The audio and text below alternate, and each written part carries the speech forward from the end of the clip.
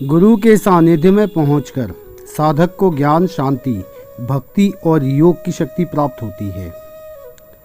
गुरु का दर्जा भगवान के बराबर माना जाता है, क्योंकि गुरु व्यक्ति और सर्वशक्तिमान के बीच एक कड़ी का काम करता है। संस्कृत के शब्द गु का अर्थ है अंधकार और रू का अर्थ है उस अंधकार को मिटाने वाला।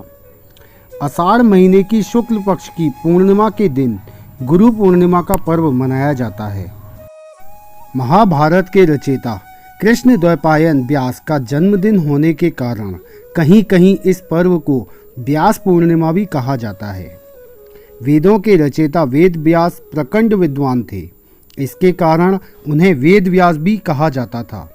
वेद व्यास ने वेदों के सार ब्रह्म सूत्र की रचना भी इसी दिन की थी।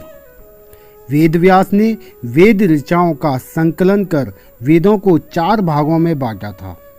गुरु पूर्णिमा अर्थात गुरु के ज्ञान एवं उनके स्नेह का स्वरूप है।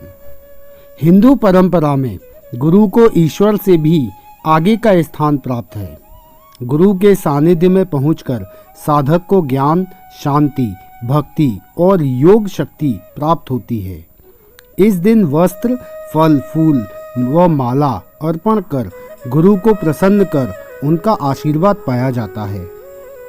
इस दिन केवल गुरु ही नहीं अपितु माता पिता व बड़े भाई बहन आदि की भी पूजा का विधान है। गुरु पूर्णिमा के दिन साधक अपने जीवन में साधना का नया संकल्प लेता है।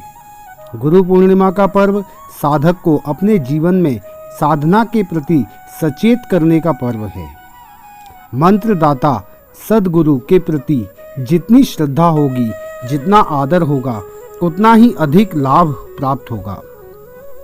नाय माने मेरो मनुआ, मैं तो गोवर्धन को जाऊं मेरी वीर, नाय माने मेरो मनुआ। 7 कोष की दे परकम्मा, मानसी गंगा नहाऊं मेरी वीर, नाय माने मेरो मनुआ। साथियों, मुड़िया पूनों के नामकरण का संबंध चैतन्य महाप्रभु संप्रदाय के आचार्य सनातन गोस्वामी से है। उनका निधन हो जाने पर उनके शिष्यों ने शोक में अपने सिर मुड़वाकर कीर्तन करते हुए मानसी गंगा की परिक्रमा की थी।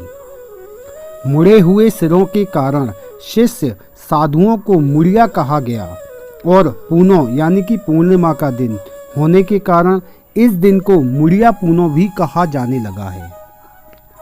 सनातन गोस्वामी और उनके भाई रूप गोस्वामी गौड़ देश प्राचीन बंगाल के शासन हुसैन शाह के दरबार में मंत्री थे।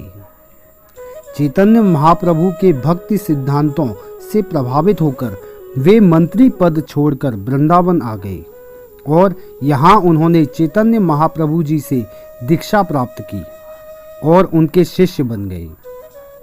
चैतन्य महाप्रभु ने उन्हें यह आदेश दिया कि वे कृष्ण के समय के तीर्थ स्थलों की खोज करें और उनके प्राचीन स्वरूप को लोगों के सामने लेकर के आए। साथ ही श्री कृष्ण की भक्ति का प्रचार प्रसार करें। चैतन्य महाप्रभु जी के आदेश अनुसार दोनों भाई वृंदावन का भ्रमण करने लगे, यहाँ की कुंज निकुंजों में घूमने लगे, भगवान श्री कृष्ण की लीला स्थलों की खोज करने लगे। वे घर घर जाकर रोटी की भिक्षा ग्रहण करते और महामंत्र का कीर्तन कर कृष्ण भक्ति का प्रचार प्रसार करने लगे।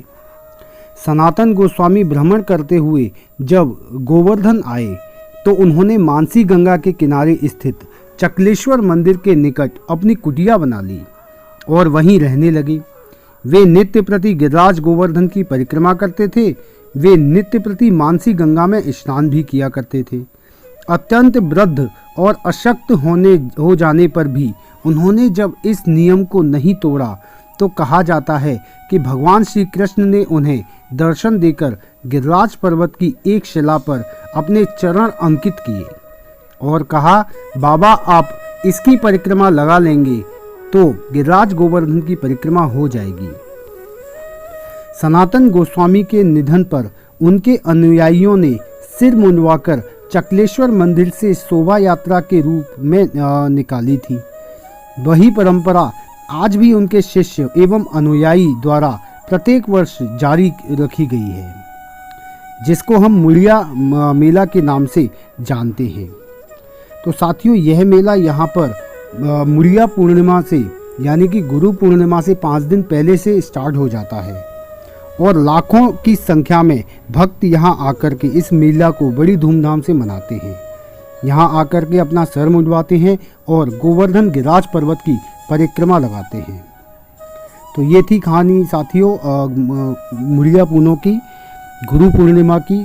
दोनों ही बातें हमने आपको इस वीडियो में बताई हैं। साथियों, वीडियो देखने के लिए आपका बहुत बहुत धन्यवाद। वीडियो अच्छी लगी हो तो अपने मित्रों के साथ में शेयर अवश्य करें। इसके साथ ही दोस्तों हमारे चैनल ब्रज आस्था को सब्सक्राइब कर लें, जिससे इसी तरह की धार्मिक वीडियोस आप तक पहुंचती रहे। तो इस वीडियो में फ़िलहाल इतना ही मित्रों, फिर मिलेंगे अगली वीडियो में। तब तक के लिए जय श्री कृष्णा, जय श्री राधे, नमस्कार।